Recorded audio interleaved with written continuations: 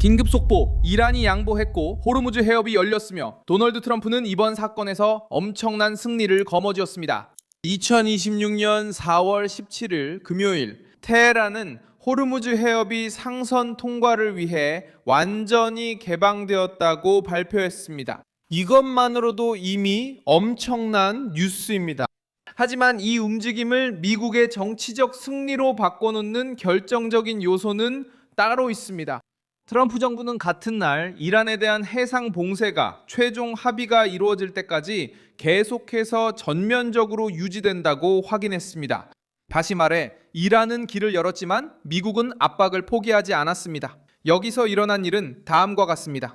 며칠간의 긴장과 에너지에 대한 위협, 그리고 실제로 무역의 위험이 있었던 끝에 이란 정권은 이번 위기의 가장 민감한 지점에서 한 발 물러섰습니다.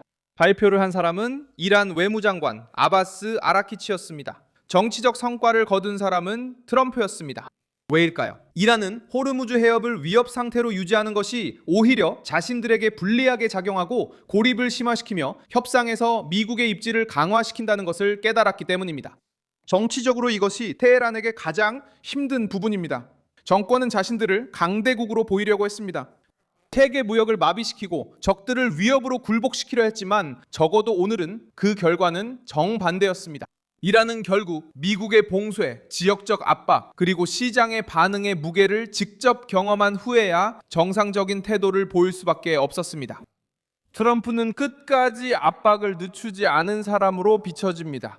이것은 미국의 압도적인 승리입니다. 워싱턴이 대가를 부과했고 이란은 그 타격을 감수했으며 전 세계는 어느 쪽이 먼저 양보해야 했는지 지켜봤습니다. 그리고 시장은 거칠게 반응했습니다. 브렌트유 배럴당 가격이 10.59달러 하락해 88.80달러가 됐습니다.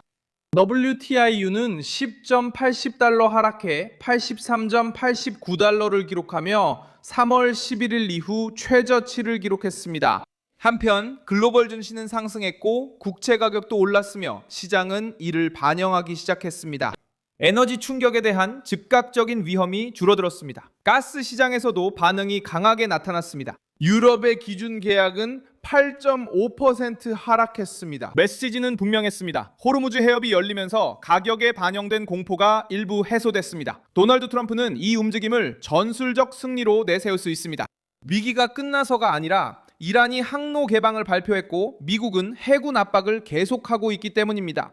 트럼프 본인도 호르무즈 해협이 열려 있고 운영 준비가 되어 있다고 밝혔지만 협상이 완전히 마무리될 때까지 이란에 대한 봉쇄는 계속 강하게 유지될 것이라고 강조했습니다.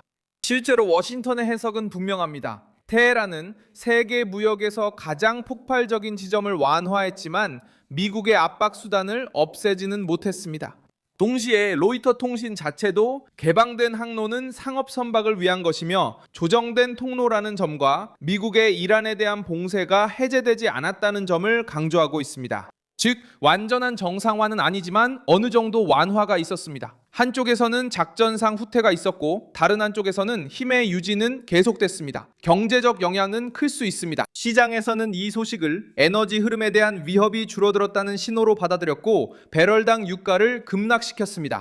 이 이야기의 요점은 이란이 호르무즈 해협을 열었다는 것입니다. 봉쇄가 있었고 유가는 폭락했으며 가스도 힘을 잃었고 이란 정권은 이전보다 더 약해진 채로 끝났습니다.